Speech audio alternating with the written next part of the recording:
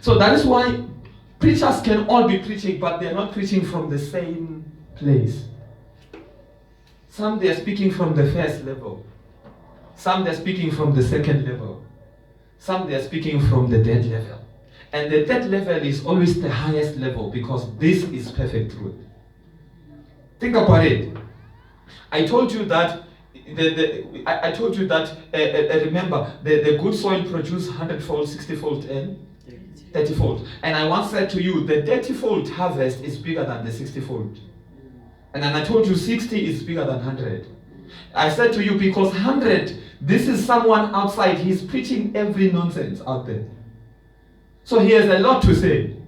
It's as if the more you grow in the Lord, is the more your words reduces. Here's the thing. You find someone in the tent preaching for 1 hour, 30 minutes, and you can, from this 1 hour, 30 minutes, only 20 minutes he said the right things. The rest it was rubbish.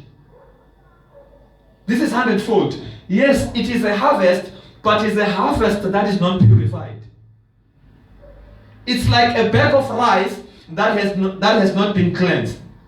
All the covers of the rice, the shells of the rice are still there in the bag. So you are thinking this bag is so full, but it's not full. Clean the rice, you understand what I'm talking about, and then you will see the bag is going to go down. So 100-fold speaking from the outer court. So 60-fold is talking about speaking to on the second level is the holy place. So the outer place, remember what Peter said. Peter said, desire the milk of the word. Am I right? So that by it you can grow. So in the outer court you are still a child. We still have to talk to you about prayer, encourage you to pray. We still have to, you are still a carnal man basically.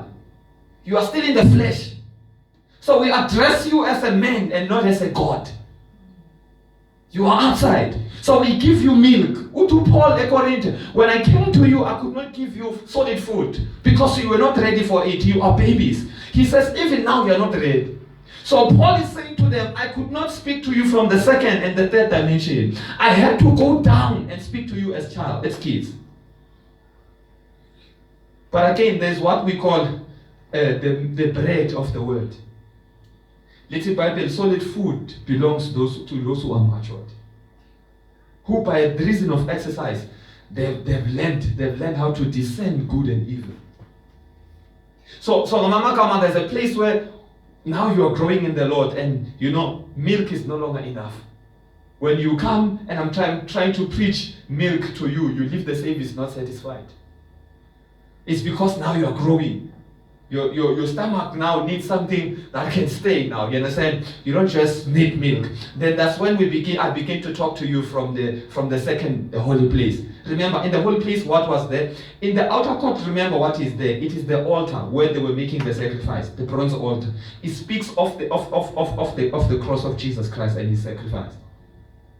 And then you go into the holy place, you find the table with the bread, the table of showbread, of holy bread, right? Now the bread speaks of the word of the Lord. So when you now get to the holy place, we begin to introduce you to a little bit, like solid concepts. We give you more stuffs now, you understand? And then there comes a time where even the second day message does not satisfy anymore. That's when now we have to introduce you to the third day message. I don't know if you understand what I'm talking about. So when we say something is past truth, we don't mean that it's no longer working. What we mean when we say something is past truth, we mean that is what God used to say. It's not what he is saying. It's still important, we are still building upon it, but it's not what he is saying now. Let me tell you something, people of God. The truth of God is perfect. You understand? All that he is saying to us now, he has said it in eternity, but he cannot give it all. He cannot give it all to us at once. It's going to be difficult for us to understand it. It's like the truth of God is this. You remember those loaves of bread that were not sliced. So the truth of God in eternity is like that, and God is like, I can't give a child a bread like this. So what I'm going to do, I'm going to chop it, and I'm going to give them slide by slide. So the slide he is giving you today, it is the present truth for today. But then remember, He would say to the Israelites, when you go to pick up manna, don't take even for tomorrow. Come on. That is why he tells them, when you pray, say, give us our daily bread. That's why Jesus says, a man does not live by bread alone, but by every word that proceeds, not that has proceeded. It is a continuous thing. Every day the Lord has to say something. So now, the slide he's giving you today, tomorrow we're going to call the past truth. You built upon it, it nourished you, it gave you strength. But you need more bread, you need bread for today. Until to the last line. When you finish the last line, you finish the whole loaf, then we can say to you, you have the perfect truth of God. And that's why until then, you must never think you know. You must never think you know. There is so much to learn. Amen. And God releases it progressively. You know what? Here's another term. We call this thing, we call it progressive revelation. Here's the thing. Present truth, let's check. Present truth, it is the perfect truth of God that unfolds in time. So in other words, this is the God understand. Remember the book of Isaiah 28. God is asking a question. Who can I teach knowledge? Who can I make to understand doctrine? And then he says, those who have just been weaned from the breast. You understand? In other words, of course, if he's just weaned from the breast, I can't give him meat. Then after that, God says, the word of the Lord shall be unto them precept upon precept, line upon line. What does it mean? In other words, I will speak to you a little, why? And not because, that's why little Bible, he will speak to them with stammering lips. So God ends up stammering not by choice, but he is forced by our inability to understand what he wants to say to us. So he has to rechoose his message so that he can reach us. I don't know if you understand what I'm talking about. And here's the thing. You have to understand these things, because here's the thing. The truth that you carry as a church determines the type of church you become. You cannot receive evangelical stories and become a strong apostolic and governmental church. You can't. You can't come here and listen to motivation and expect to be a strong believer. A strong believer is produced by a strong word. Amen. Hallelujah. You understand what I'm talking about? So in other words, you have to understand the importance, because I was saying to you, and let me go back to where I was originally going. When God is building, he builds through the word. The Bible says, by faith we understand that God framed the world through the word, his word. So whenever God wants to build something, he uses the word. So now we are talking about rebuilding the tabernacle of David. So if we are talking about rebuilding the tabernacle of Moses, of David, you need to understand that God is going to do that through the message, the apostolic message. So the more I can give you the message on the tabernacle of Moses, why am I busy saying Moses? Of David, is the more we are rebuilding the church that God has in mind. Because in fact, let me explain the difference between the tabernacle of Moses and David. Because the scriptures, they are saying, God says, I'm going to rebuild the tabernacle of David, not Moses.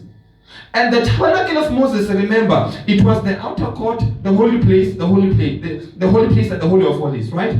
But do you know the tabernacle of David, it was not divided. The ark was in the same place. David slept where the ark was.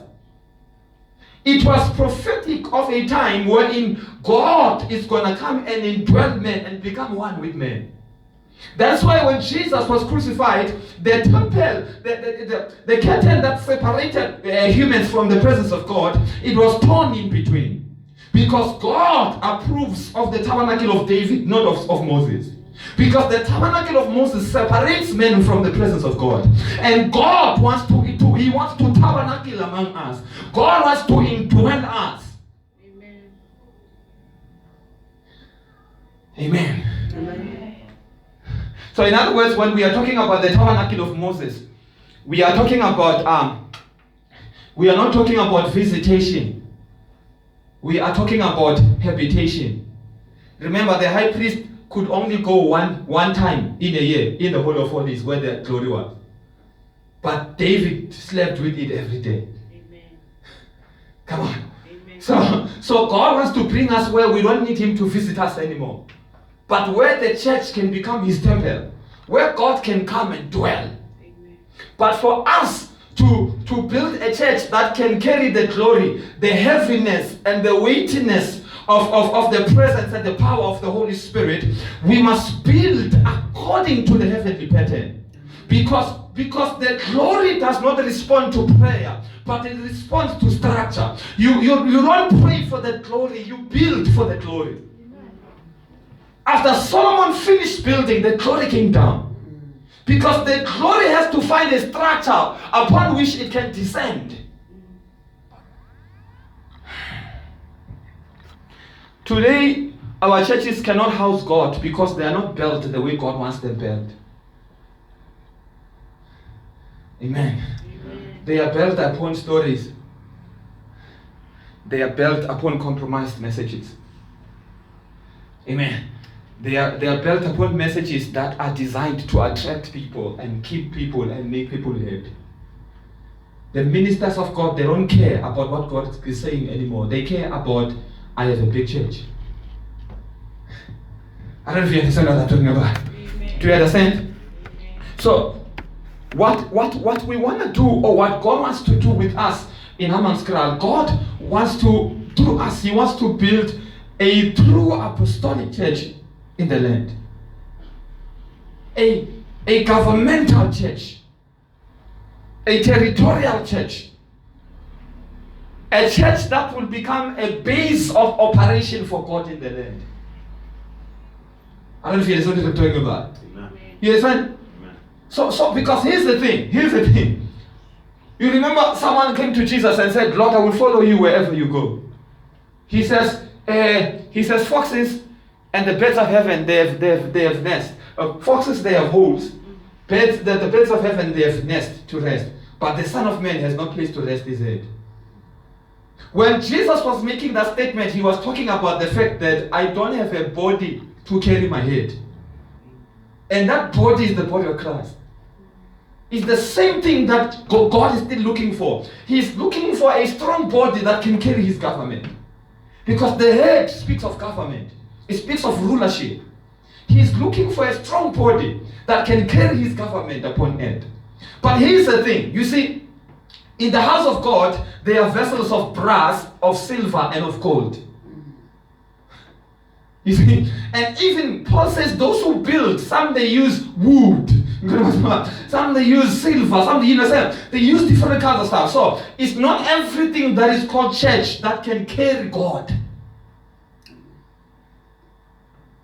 So what you need to understand from the book of Acts chapter 15, James says during that time of revival and the Gentiles are coming to